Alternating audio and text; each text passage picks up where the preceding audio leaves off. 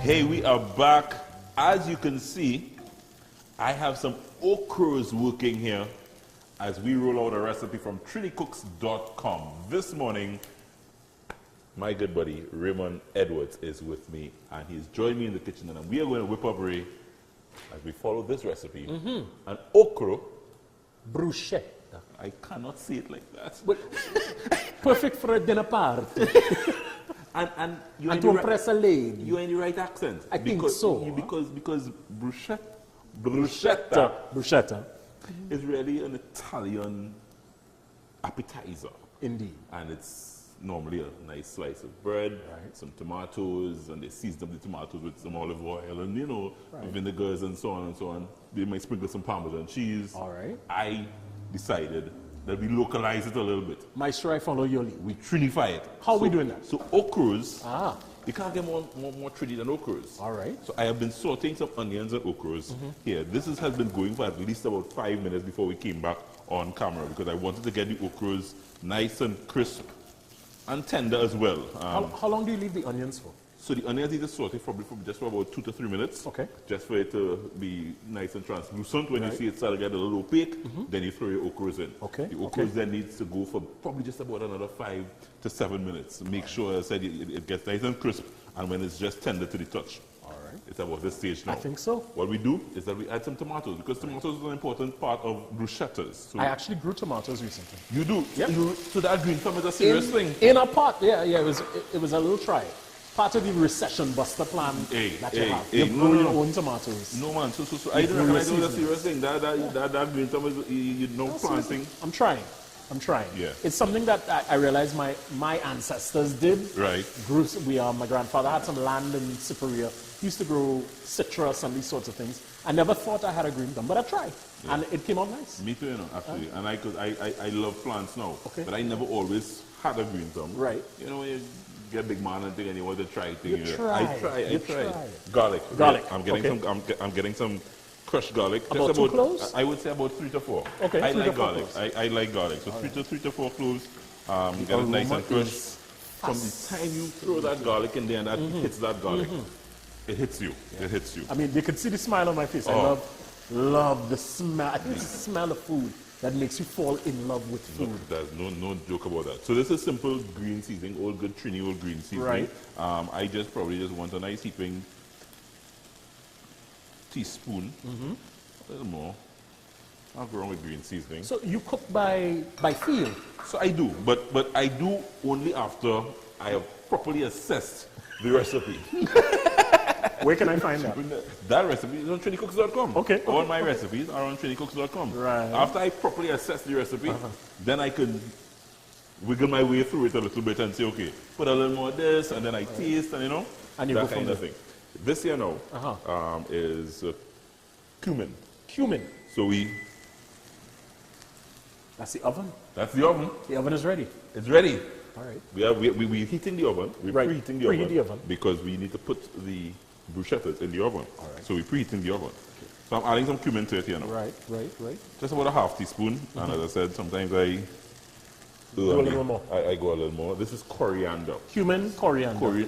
Cumin coriander. So we kind of, it's a little Indian spices that we add into the okra. Right. You ever had like okras with curry? Yes. It's fantastic, you know. Awesome. It's fantastic. And the smells that we're getting right. I mean, when are you going to get smell-o-vision? I am working This on thing is so fantastic. I am working with it. Right now I'm in the lab and I'm pulling everything together and I'm working on it. Salt. Just a pinch? A little more than a pinch. We want to season this up nice. Right. A little bit of black pepper. Black pepper. All right. And you get it all mixed in there. So this is the Can they see this? base of they're seeing it? Yeah. The base of the bruschetta. Okay. Now, as I said, normally a bruschetta would just be, some nice tomatoes on a nice bread. And we have the bread here. We have nice slices that we're gonna toast those in a that's little right. bit. That's right.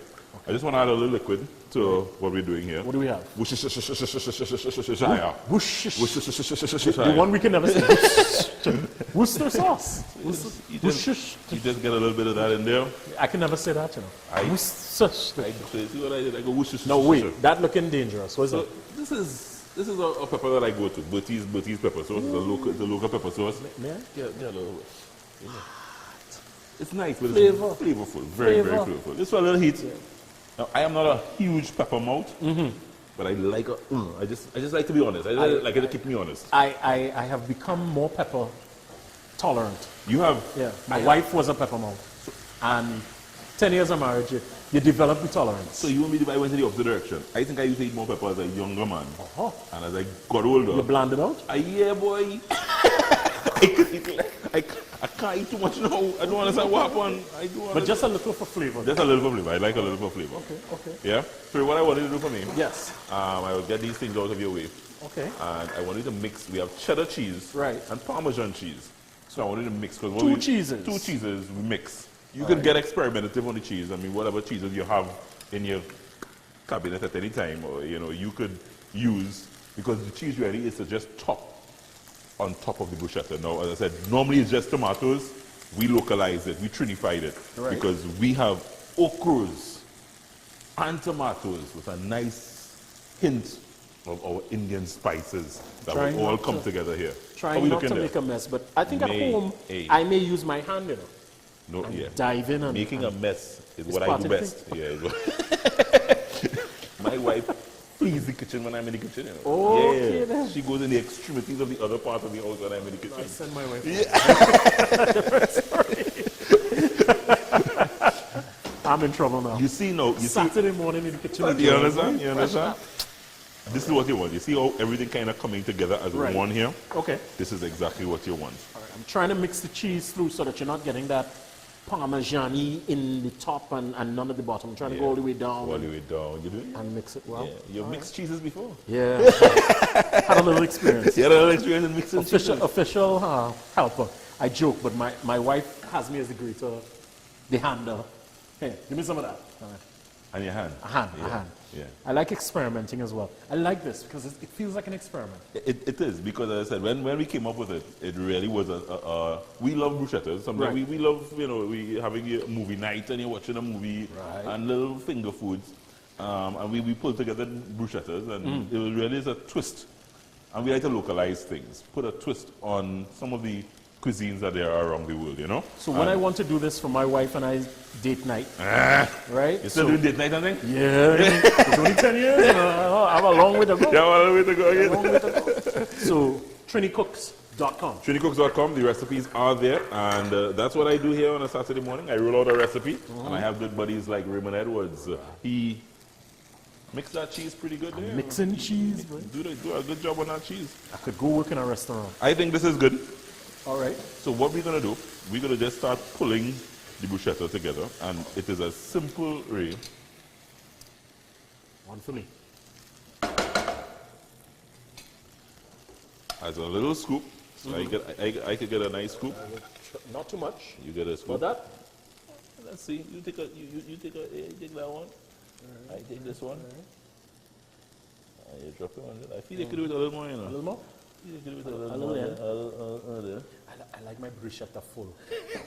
You like a full bruschetta? A full bruschetta. And then what we do is that we take a little bit of the cheese. I just go with my little pinch. All right. I will go in as well. And just sprinkle on top. As you said, making a mess is part of Making a mess is part of the thing. Making a mess. If you don't make a mess, make it pretty. Something wrong. All right, I like that. Imagine we're going to finish these through the brick, and when we pop this in the oven for a few minutes, the cheese and the ochros and the tomatoes become warm. Are they going to be able to see it? Because we may eat it. All. You had it's smelling good. We head to the tasting table next. We whipped up an Ochro Bruschetta. We will finish off these. Ray and I will have some work to do during the break. But when we come back in the oven, and we'll be tasting up when we come back. Don't move. This is a Cup of Joe, and we just rolled out a wonderful little recipe, an Ochro Bruschetta. Please, folks, if you like this recipe, head to trinicooks.com and you can try it, as Ray said, on date night. Come on back.